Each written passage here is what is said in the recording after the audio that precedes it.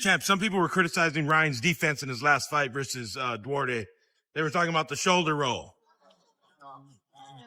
You know, you're the master defensive boxer of all time. What do you think of his defense? Just my personal opinion. I thought that he took his time. He was patient, more focused. Whoever didn't like his performance, I mean, I feel like it was a well-rounded performance.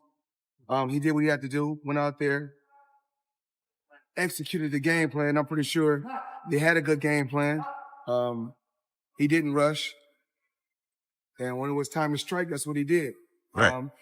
In the shoulder roll, only thing he can do is get better. It wasn't bad. At least I didn't think it was bad when I watched the fight. People were hating. I thought it was great. That comes with the territory. Right. He has to continue to focus on himself, continue to believe in himself, believe in his skills. And you liked his performance, though? He's young. He's still growing. Right. He's still learning.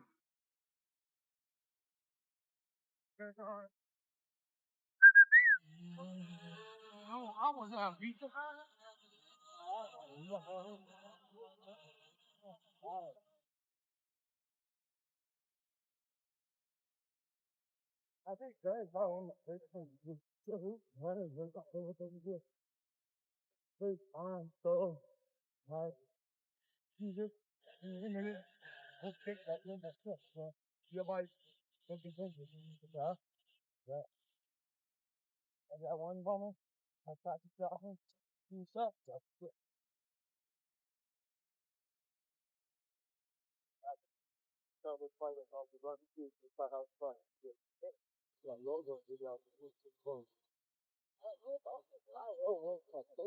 I don't understand why the heavyweights don't get on the road, yeah? I don't get that. I just started that. Here. Same movie, don't never hit the road. Huh? Yeah, look, you never hit. And guess what? He's in jail. He's going to get off that shit.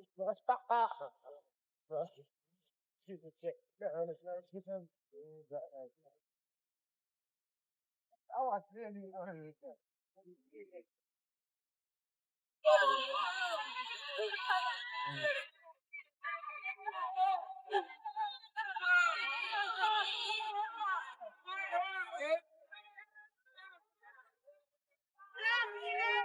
Nice try.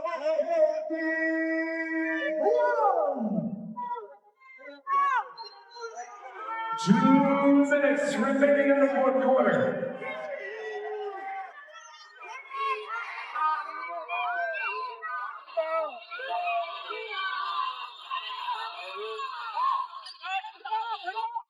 During a previous period, Floyd Mayweather actively pursued recruitment of Ryan Garcia for integration within his promotional organization.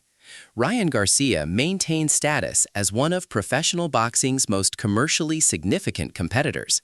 Despite documented inconsistency throughout recent competitive years, Garcia maintains substantial attractiveness within the sport, largely attributable to his extensive social media audience development. Floyd Mayweather has persistently attempted strategic recruitment of the Mexican-American competitor away from competing promoter Oscar de la Hoya's organizational control, though these recruitment efforts have achieved limited. Not really, young fighters will take it the wrong way when you say certain things sometimes. Right. Even like a while back when it's called divide and conquer. When I talked about me being like YouTube, I wasn't talking. I said, listen. I don't cry about you. I'm saying if that was his hustle, if he got a lot of followers from wherever he got them from, that's his hustle.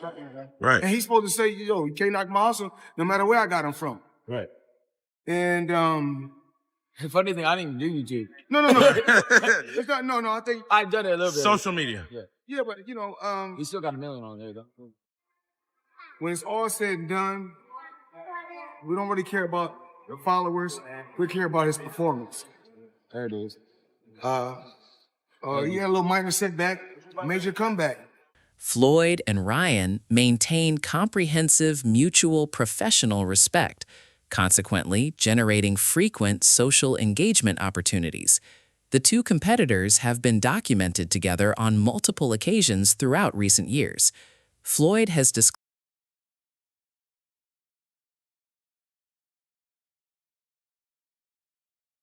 What's going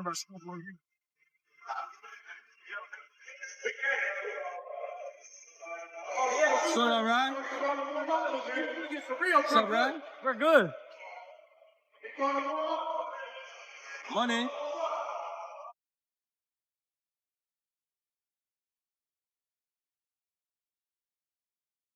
As these competitors have progressively strengthened their professional connection, conventional expectation would anticipate Oscar de la Hoya's critical response toward Mayweather's influence attempts.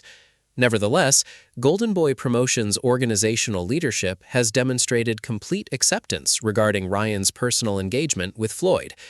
De La Hoya has publicly stated that Floyd's With Floyd, and I know that back in the day that, just your overall thoughts that he's able to, work with the other side promoter after fighting Tank. Is it just a good relationship that Well, I after the mean, fights are done? first of all, if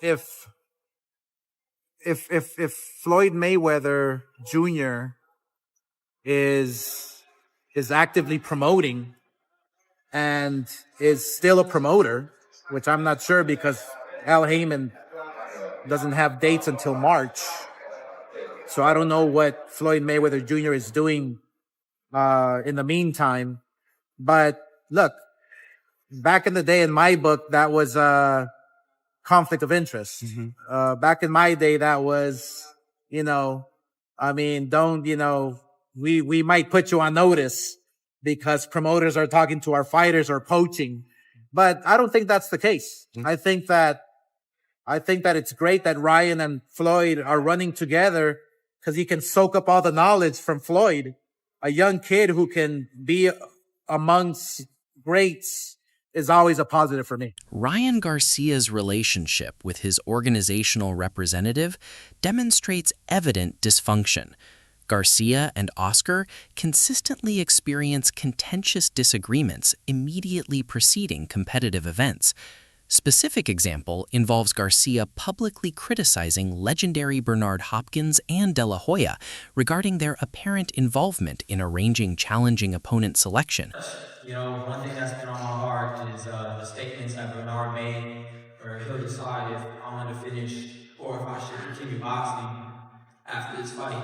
He don't decide that. My coach does, my team does, everybody that grinds with me day in and day out. That's who decides, and ultimately God decides, not him. Nobody was telling him when to stop boxing. He stopped boxing at weight 45, so kudos to him. But he don't determine that. And another thing I want to touch on is, Oscar saying that, we misinterpret, what they say. It's plain English. I didn't hear anybody speaking any language I don't know. So, it's very clear to me that, they're backing this guy to beat me just like they thought, was going to beat me. He was the next Filipino star. They say he's the next Mexican star. You know what? I put everything into this fight, for the first time. I'm extremely committed in a long time. 2021 was one of the times it kind of broke me. 2022, changed me. 2023 opened my eyes. I'm about to come back for everything. I'm just lasered and I'm laser focused. That's where my confidence comes from. This organizational relationship dysfunction continues manifesting currently. During Ryan's most recent press conference addressing the Conor Benn competition scheduled for September 12th, the WBC welterweight champion made pointed critical commentary toward De La Hoya's promotional involvement. When media representatives questioned De La Hoya's negotiation contribution regarding the upcoming competition, Garcia responded dismissively, stating that organizational involvement remained minimal. This explicit disrespect generated immediate professional combat sports community response. Garcia's long-standing legal representative Ryan and Conor are up there. Ryan, maybe this is a question for you. What involvement does Oscar De La Hoya have in this fight? What? Not a lot, I guess. He said, "What does Oscar have involvement with this?" I mean, he's part of it, right? Yeah, he's cool. So they're co-promoters with Ryan and our company, Ryan Garcia Promotions. So they're partners with us. And that's it.